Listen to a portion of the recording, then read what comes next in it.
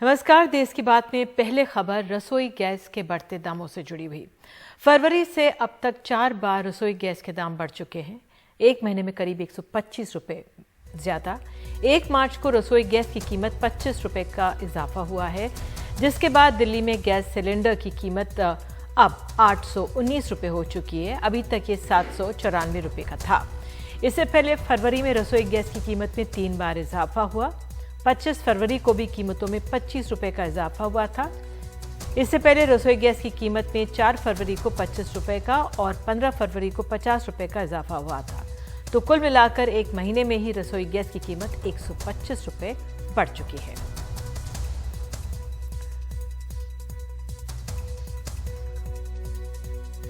और इसी से जुड़ी हुई खबर है मध्य प्रदेश से। रसोई गैस के बढ़ते दामों का असर सरकार की चर्चित उज्ज्वला योजना पर पड़ रहा है। रसोई गैस यानी एलपीजी की कीमतों में इजाफा उज्ज्वला योजना के लाभार्थियों को दिए जाने वाले सब्सिडी सिलेंडर के साथ सभी श्रेणियों में हुआ है। एक महीने में रसोई गैस के दाम चौथी बार बढ़े और ऐसे में मध्य प्रदेश के आदिवासी बहुल जिलों में कई परिवार फिर से चूल्हे पर लौट आए हैं। अनुराग द्वारी की रिपोर्ट। गुजरात की सीमा से सटे आदिवासी बहुल झाबुआ के अगल गांव में राजेश और उनकी पत्नी चूल्हे पर लौट आए हैं। उज्ज्वला में मिले चूल्हे और सिलेंडर को हफ्ते 10 दिन में साफ कर लेते हैं, मजदूरी करते हैं।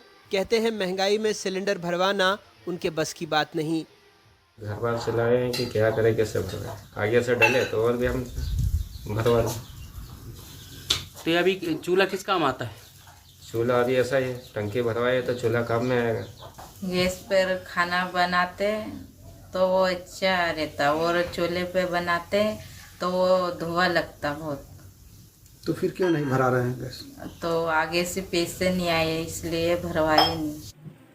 राज्य के दूसरे छोर पर महाराष्ट्र से लगा आदिवासी बहुल बालाघाट। यहाँ भी शारदा मुन्नीबाई जैसी महिलाओं को चूल्हे पर लौटना पड़ा। अभी पैसा तो नहीं भरा दी। हमारे गैस में जो है कि हमारे पास पैसे ही नहीं है तो काय में गैस भराएंगे। 800 रुपए गैस हो गई जी, बताओ आप तुम। उज्ज्वला के कई हितग्राही तो चूल्हे पर लौट आए, लेकिन चाय की दुकान चलाने वाले अनिल जैन या अनीता श्रीवास्तव जैसी गृहिणियों के पास तो विकल्प भी नहीं है। गैस के दाम बढ़ने से बहुत नुकसान हो रहा है। किस तरह से? लागत ज्यादा आ रही है, कम प्रॉफिट कम हो रहा है। गैस के दाम निरंतर बढ़ते ही जा रहे हैं, जिससे हम लोगों के दैनिक जीवन में बहुत प्रभाव पड़ रहा है। पहले सब्सिडी 5 रुपए थी, 105 रुपए थी, अब 5 रुपए कर दिया। कितनी ज्यादा परेशानी हो रही है, दिन पे दिन बढ़ाते जा रहे हैं गैस। पहले 450 रुपए था, धीरे धीरे बढ़ा के 800 रुपए। अब खुद ही सोच सकते हैं आप लोग कि कितनी परेशानी होती है हम लोगों को घर चलाने में। दैनिक व्यवस्था पूरी बिगड़ती जा रही है। हालांकि सरकार राजेश या मुन्नीबाई के घर को नहीं देखना चाहती, वो चाहती है योजना के विज्ञापन को भी मीडिया दिखाए। कांग्रेस का कहना है इन बातों से स्पष्ट हो रहा है कि महंगाई बढ़ रही है और सरकार के पास जवाब नहीं है। पहली बार कोई प्रधानमंत्री ऐसे आए जिन्होंने उन बहनों की चिंता की जिनकी आंखें खराब हो जाती थी लकड़ी के चूल्हे से, जिन पे सांस की बीमारी हो जाती। नहीं, अरे बटे हैं, कहाँ से इश्तिहार हो गया सर, उनके पास पैसे नहीं इतना। मुझे बड़ा आश्चर्य होता है कि आप इस तरह की बात, जिनको मिला है आप उनकी बातें नहीं कर रहे।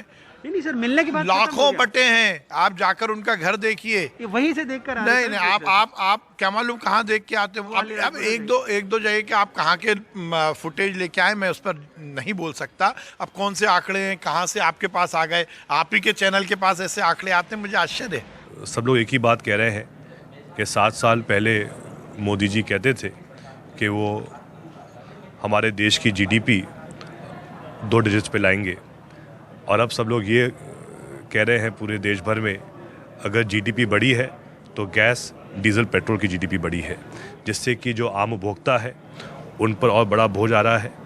हमें आज उम्मीद थी बजट में भी कि मध्य प्रदेश सरकार डीजल, पेट्रोल का वैट कम करेगी, लेकिन ऐसा कोई इसमें प्रावधान नहीं है, जिससे कि स्पष्ट हो रहा है कि आने वाले समय में मध्य प्रदेश में भी महंगाई बढ़ती जाएगी।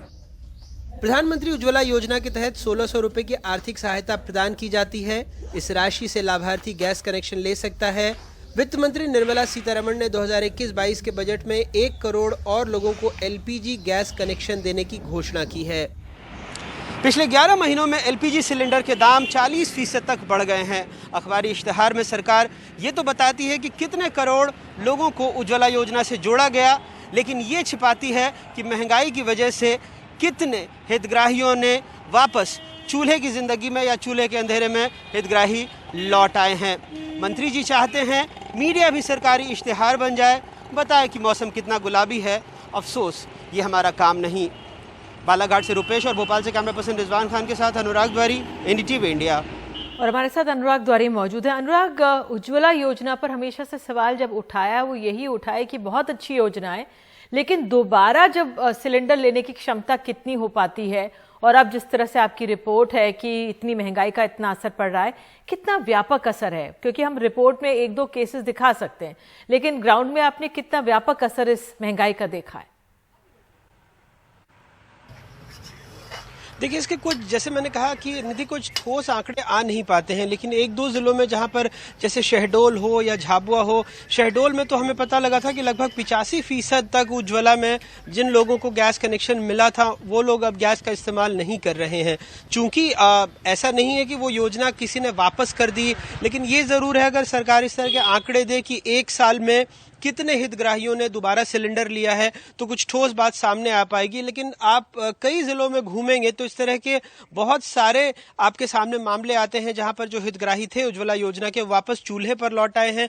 आप यूं ही देखिए कि बड़े शहरों में जो मध्यम वर्ग है उसके लिए बहुत मुश्किल हो रहा है, लेकिन उसके पास विकल्प नहीं है, क्योंकि शहर में उसके पास चूल्हा नहीं है या दूसरा और कोई स्रोत नहीं है जिससे खाना पका सके। लेकिन गाँव में जहाँ ऐसे विकल्प है वहां पर वापस लोग चूल्हे पर लौट आए हैं, क्योंकि 800-850 रुपए का सिलेंडर भरवाना किसी के लिए भी बहुत मुश्किल हो सकता है। और खास करके गांव में अभी भी जहां पर कई लोगों के पास संयुक्त परिवार हैं, उसमें बहुत सारे लोगों का खाना बनता है। ऐसे में बहुत मुश्किल है कि वो बगैर सब्सिडी के सिलेंडर का इस्तेमाल कर पाएं या लगातार महीने में अगर 1 या 2 सिलेंडर चाहिए तो उसको भरवा पाएं। जी, बहुत बहुत धन्यवाद इस जानकारी के लिए अनुराग। और महंगी होती गैस के बाद हम बात अब करते हैं किसानों की। कृषि कानूनों के खिलाफ जारी किसानों के आंदोलन के 100 दिन पूरे होने को हैं। इसके बावजूद सरकार के साथ गतिरोध बना हुआ है। अब आंदोलन को मजबूत करने के लिए किसान सड़कों पर झोपड़ी तैयार कर रहे हैं, जिससे गर्मियों में आंदोलन जो है वो जारी रह सके। गाजीपुर से रवीश रंजन शुक्ला की रिपोर्ट। गाजीपुर बॉर्डर पर 98 साल के राज सिंह 94 दिनों से धरने पर बैठे हैं। बढ़ती गर्मी और बदलते मौसम के चलते राज सिंह बीमार पड़ गए हैं, लेकिन इतना सब होने पर भी घर जाने को तैयार नहीं हैं। बस खांसी है, आँख आ गई, खांसी है, जुकाम है, बुखार भी हो गया। गर्मी के चलते ही अब NH9 पर बांस और फूस की झोपड़ी बनाने का काम जोरों पर है। उत्तर प्रदेश के बिलासपुर से आई इन महिलाओं के लिए बांस का तंबू तैयार किया गया है। तंबू के अंदर पंखे भी लगाए गए हैं। बीते 4 दिनों से जसपाल कौर जैसी दर्जनों आंदोलनकारी महिलाएं इसी तंबू में रह रही हैं। गेहूं और गन्ने की खेती के लिए पति और बच्चे गांव में हैं, जबकि जसपाल कौर आंदोलन में शामिल होने आई हैं। जब तक चलेगा नहीं मानेंगे, काले कानून वापस नहीं होंगे जब तक जहाँ ही रहेंगे। अब परेशानी होएगी भी तो झेलनी तो पड़ेगी, थोड़ी बात होएगी भी तो झेलनी पड़ेगी, क्या करें। सरकार नहीं मान रही, अब जब सरकार ही नहीं मान रही तो फिर क्या करें। ठंड से बचने के लिए जो प्लास्टिक के तंबू लगाए गए थे उनको हटाकर अब इस तरह के घास और फूस की झोपड़ी तैयार की जा रही है। ये आप देखिए, सबसे पहले सोलर पैनल यहाँ पर लगा हुआ है, चूँकि बिजली का जो कनेक्शन था वो सरकार ने काट दिया था। और ये NH9 है जो कि दिल्ली से गाजियाबाद, हापुड़ और मेरठ की ओर जाता है। कभी किसी ने सपने में भी नहीं सोचा था कि NH9 जिसको रफ्तार के लिए बनाया गया है, एक तेज यहाँ से ट्रैफिक निकलेगा, उस NH9 पर गर्मियों के मद्देनजर आपको झोपड़ी तक बनी हुई नजर आएगी।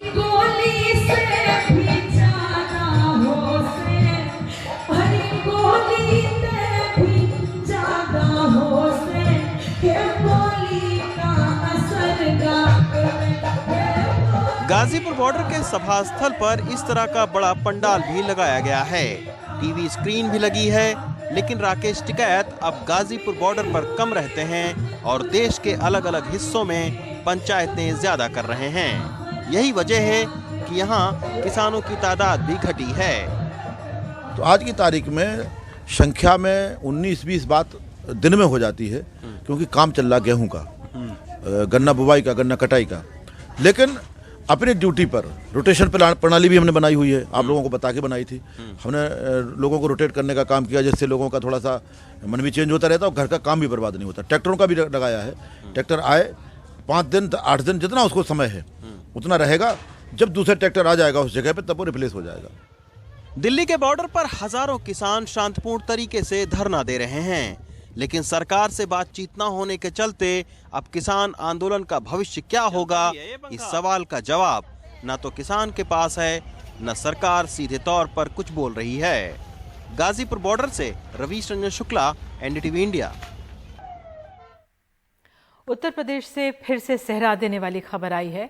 उत्तर प्रदेश के बुलंदशहर में एक 12 साल की बच्ची के रेप के बाद मारकर आरोपी ने अपने घर में ही गाड़ दिया। बच्ची अपने खेत में खाना खाने के बाद वहां पानी मांगने आई थी, लेकिन उसे पानी नहीं, दर्दनाक मौत मिली है।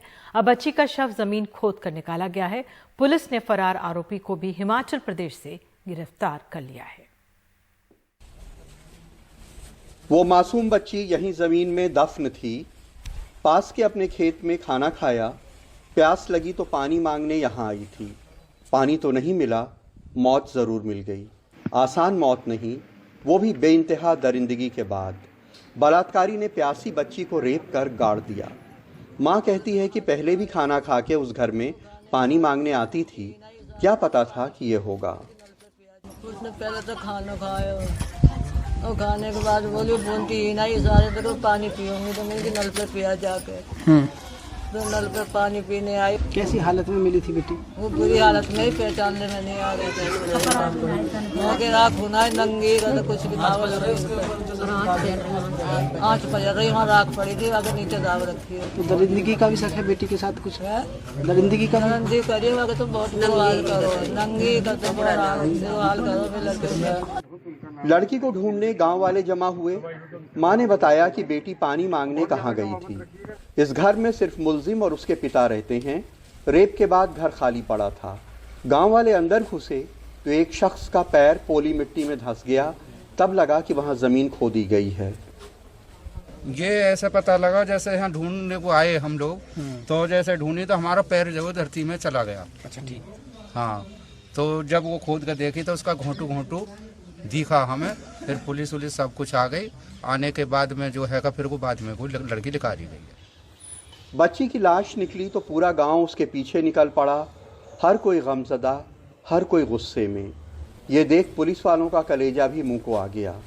आरोपी हिमाचल प्रदेश से पकड़ा गया। उस पूरे मकान में वो अकेला था। लड़की आई पानी पीने के लिए और इस लड़की को देखते ही इसका कहना है कि इसकी नीयत बदल गई और इसने उसके साथ दुष्कर्म का प्रयास किया। लड़की के शोर मचाने पर इसने गला घोट करके उसकी हत्या कर दी। बाद में शव को वहीं पर दफना किया।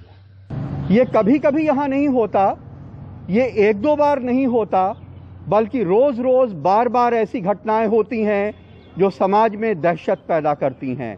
बुलंदशहर में मनीष शर्मा और लखनऊ में कैमरामैन राजेश गुप्ता के साथ कमाल खान, एनडीटीवी इंडिया। महाराष्ट्र के जलगांव जिले से शर्मनाक खबर आई है। यहाँ की महिला हॉस्टल में महिलाओं को बिना कपड़ों के जबरदस्ती नचवाया गया और कैमरे से शूट भी किया गया। ये मामला विधायक श्वेता महाले ने सदन में उठाया है। उनका आरोप है कि मामले में कुछ पुलिस अधिकारी भी शामिल हैं। राज्य के गृह मंत्री अनिल देशमुख ने जांच के आदेश दे दिए हैं।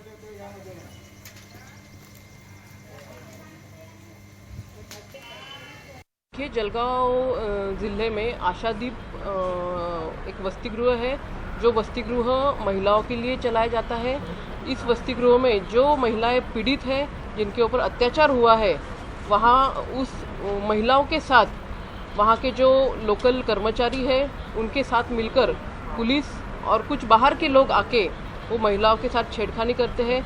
उनके कपड़े वो उतारते हैं, उनको वो बहुत परेशान करते हैं। जो महिलाएं नकार देती है तो उनको धमकी देते हैं और उस तरीके से बहुत ही निंदनीय कृत्य वहाँ महिलाओं के साथ किया जाता है। गृह मंत्री महोदय ने सभागृह में इस विषय को लेकर एक समिति वो बनाएंगे 2 दिन में, और जो कोई दोषी यहाँ पे पाया जाता है उसके ऊपर 2 दिन में कार्रवाई करेंगे।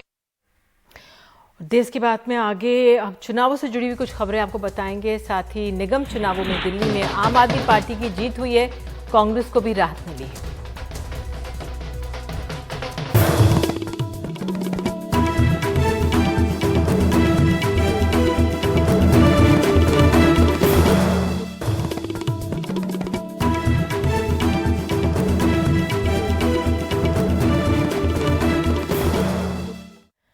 दिल्ली में नगर निगम की 5 सीटों के लिए हुए उपचुनावों में आम आदमी पार्टी ने 4 में जीत हासिल की है, जबकि निगम की सत्ता में काबिज बीजेपी एक भी सीट नहीं जीत पाई। कांग्रेस ने भी राहत की सांस ली है क्योंकि वो 1 सीट जीत गई है। लेकिन आम आदमी पार्टी का कहना है कि अगले साल होने वाले नगर निगम चुनावों में वो सबसे मजबूत होकर सत्ता पाएगी।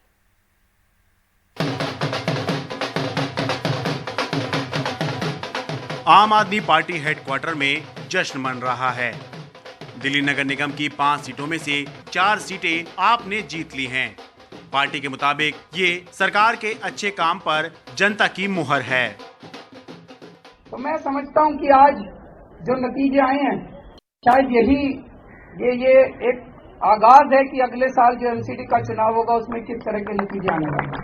तो मैं बड़ा इंतजार कर रहा हूं कि जिस दिन एमसीडी के अंदर अपनी सरकार बनेगी, हम दिल्ली को एकदम चमका देंगे। आम आदमी पार्टी ने त्रिलोकपुरी और कल्याणपुरी सीट पर कब्जा बरकरार रखा है। शालीमार बाग सीट बीजेपी से छीनी है।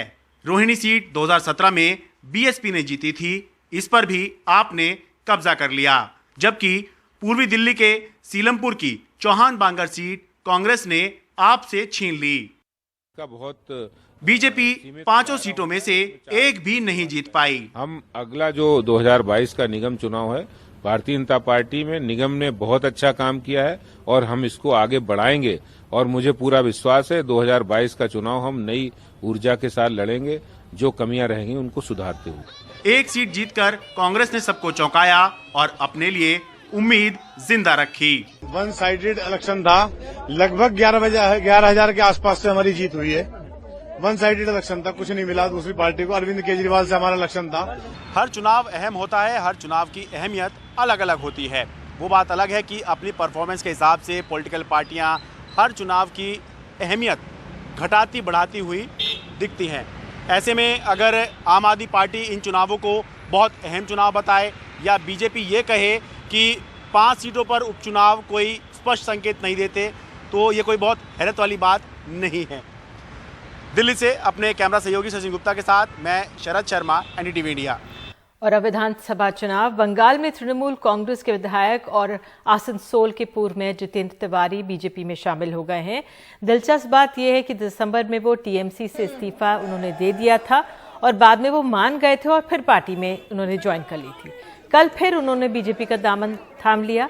बीजेपी प्रदेश अध्यक्ष दिलीप घोष की मौजूदगी में उन्होंने पार्टी की सदस्यता ग्रहण की है। उनसे बात की हमारी सहयोगी मुनुदीपा बैनर्जी ने।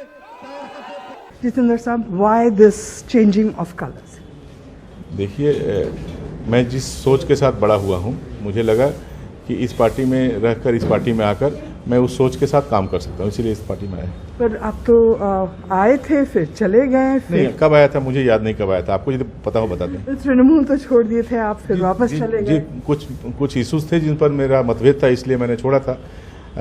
अभी वो मतभेद अभी भी है, इसलिए विकल्प की तलाश थी मुझे। और भारतीय जनता पार्टी में मैंने कहा था, अनुरोध किया था कि मुझे आप काम करने का मौका दें, उन्होंने मौका दिया। आया बाबुल सुप्रियो के साथ थोड़ा आपका टेंशन भी था पहले पुराना, वो भी मिट गया है? देखिए, व्यक्तिगत स्तर पर कोई टेंशन नहीं था। आप किसी एक राजनीतिक दल में जब रहते हैं तो दूसरे राजनीतिक दल के जो नेता होते हैं उनसे कुछ मनमुटाव तो होता ही है। वो था, वो राजनीतिक मनमुटाव था, व्यक्तिगत स्तर पर कभी कोई समस्या नहीं थी। बीजेपी में क्या है जो तृणमूल में नहीं था? अब किस लिए बीजेपी में क्या है जो तृणमूल में नहीं था? बहुत कुछ चीज अनुभूति की होती है, उन शब्दों में बयान नहीं किया जा सकता। ये अनुभूति है। आप भी बीजेपी में आए, आप ही फील करेंगे। आप इलेक्शन लड़िएगा? ये तो पार्टी निर्णय लेती है कि कौन किससे क्या काम करना है। ये पार्टी निर्णय लेगी मुझसे क्या करना चाहिए। दीदी को क्या बोलेंगी आज? दीदी हमारी मुख्यमंत्री है, उनके प्रति बहुत बहुत श्रद्धा। मैं जीवन में जो कुछ भी हूँ उसमें उनका बहुत बड़ा योगदान है। और आगे आप जो छोड़ गए वो दुख मिलेगा? नहीं, छोड़, ये तो होता ही है, ये तो होता ही है, वो तो होता है जिंदगी में, तो ये तो छोड़ना पड़ता है। दीदी भी चाहेगी मैं आगे बढ़ूं और देश के लिए काम करूं। दीदी तो जरूर चाहेंगी कि देश की उन्नति के लिए, बंगाल की उन्नति के लिए मैं काम करूं। और दीदी के लिए आप क्या चाहिएगा? दीदी के लिए बहुत श्रद्धा है, बहुत मन में बहुत श्रद्धा है। Next chief minister? जी, नेक्स्ट चीफ मिनिस्टर भी ये निर्णय बंगाल की जनता पर छोड़ने बैठ रहे हो। और बंगाल के साथ साथ असम में भी बीजेपी पूरा जोर लगा रही है। बीजेपी का आरोप है कि असम में बदरुद्दीन अजमल की जो पार्टी AIUDF सांप्रदायिक है। इस बीच पार्टी के अध्यक्ष बदरुद्दीन अजमल ने ऐसे आरोपों का जवाब दिया है। वो हेमंत बिश्व शर्मा साहब ने फ्लोर में कह दिया कि हम मुसलमानों का वोट नहीं चाहिए। इलेक्शन के कई जगह कैंपेन में बाकायदा कह दिया ऑन रिकॉर्ड कि हमें मुसलमानों का वोट नहीं चाहिए। ये और बात है कि उनकी पार्टी मुसलमानों के वोट के पीछे पड़ी हुई है। हर जगह इनके अभी कल ही जो है इनके रंजीत दास जो इनके प्रेसिडेंट हैं, वो एक जगह गए और उन्होंने कहा हमें अल्लाह पे भरोसा है और अल्लाह के भरोसे में हम आप लोगों का काम करेंगे। एक हफ्ता पहले वो बराक वैली गए, वहां भी उन्होंने जाके मुसलमानों को लुभाया। अगर हम लोग मुस्लिम इलाके में मैं जाता हूँ तो मैं समझता हूँ ये कोई गुनाह की बात नहीं, ये हमारा हक है। लेकिन बीजेपी अगर आती है तो वो क्रिमिनल नहीं होता, हम अगर जाते हैं तो क्रिमिनल हो जाता है। कांग्रेस अगर मुसलमानों के वोट के लिए जो 7 साल से 70 साल से मुसलमानों का वोट लेकर हुकूमत बनाती रही तो उनको क्रिमिनल कहते हैं, हम लोगों को क्रिमिनल कहते हैं। वो जाए तो कोई क्रिमिनल नहीं है। इसलिए वही है ना शेर, हम आप भी करते हैं तो हो जाते हैं बदनाम, वो कत्ल भी करते हैं तो चर्चा नहीं होता। तो असम चुनावों पर बदरुद्दीन अजमल का ये पूरा इंटरव्यू देखिए आज रात 8 बजे मेरे साथ।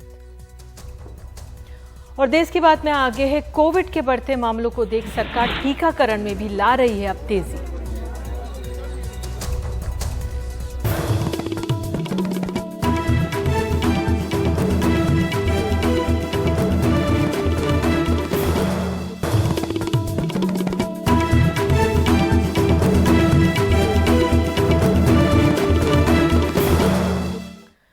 कोरोना की तेज होती रफ्तार देख सरकार अब टीकाकरण की रफ्तार भी बढ़ा रही है। इसलिए आप अपनी सुविधा अनुसार हफ्ते के 7 दिन और 24 घंटे कोरोना का टीका अस्पताल में लगवा सकते हैं। अब नए इलाके कोरोना की गिरफ्त में हैं। जहां पहले कम मामले आए वहां अब ज्यादा आ रहे हैं। समय के साथ वायरस इलाका बदल रहा है। अमरावती में अब ज्यादा मामले उन 7 वार्ड से आ रहे हैं जहां पहले न के बराबर मामले थे। मुंबई में भी उन्हीं इलाकों से ज्यादा मामले आ रहे हैं जहां पहले कम मामले आ रहे थे। ऐसे में इलाकावार टेस्टिंग पर जोर देने को कहा गया है। माना जा रहा है कि एहतियात घटने की वजह से कोरोना के मामले बढ़े हैं, लेकिन चिंता बाहर से आ रहे कोरोना के वेरिएंट्स की है। जिन राज्यों में यह अंतर्राष्ट्रीय वेरिएंट गया है वहां उसका व्यवहार किस तरह का होगा ये फिलहाल जानकारी नहीं। 2-3 राज्यों में कोई इंटरनेशनल ट्रैवलर्स नहीं और न ही वो कॉन्टैक्ट्स हैं, फिर भी अंतर्राष्ट्रीय वेरिएंट की मौजूदगी मिली है। इस बीच स्वास्थ्य मंत्री डॉक्टर हर्षवर्धन ने ट्वीट किया कि अब टीकाकरण की प्रक्रिया 24 घंटे चलेगी। कोरोना से फिलहाल राहत नहीं। जानकार बताते हैं कि टीकाकरण की रफ्तार जोर पकड़ने के बाद ही मुमकिन है कि अगले कुछ महीनों में हालत काबू में आ पाए। ऐसे में एहतियात ही उपाय है। नई दिल्ली से परिमल कुमार, NDTV इंडिया। और देश की बात में आगे है, सेक्स स्कैंडल के आरोपों से घिरे केंद्रीय मंत्री रमेश जारकिहोली का इस्तीफा।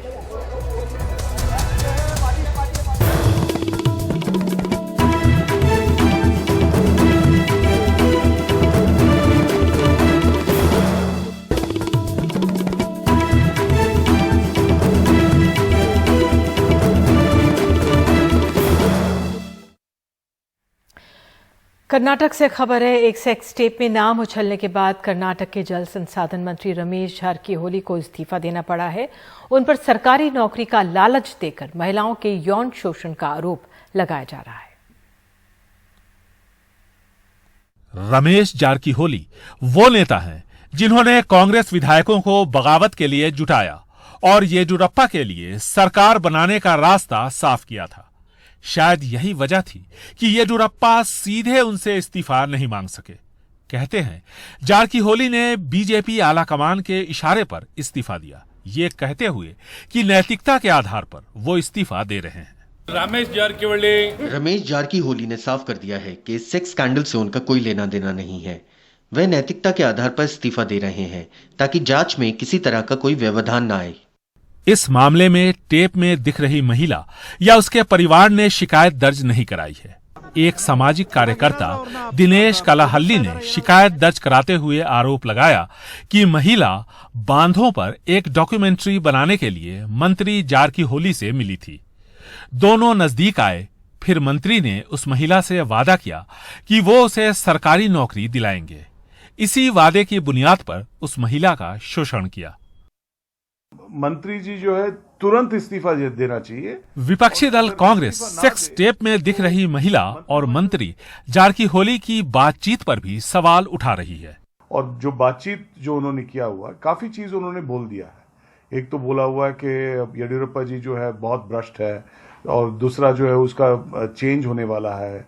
तीसरा है कि प्रहलाद जोशी को बनाएंगे मुख्यमंत्री। चौथा है कि जो ये काम जो हो रहा है वो हो रहा है कर्नाटक भवन में, जो विधानसभा का जो दिल्ली का निवास माना जाता है। यानी कि जो गवर्नमेंट हाउस में अगर ये सब काम हो रहा है, इतने गंदगी का काम जो है, तो बहुत सीरियस मामला है।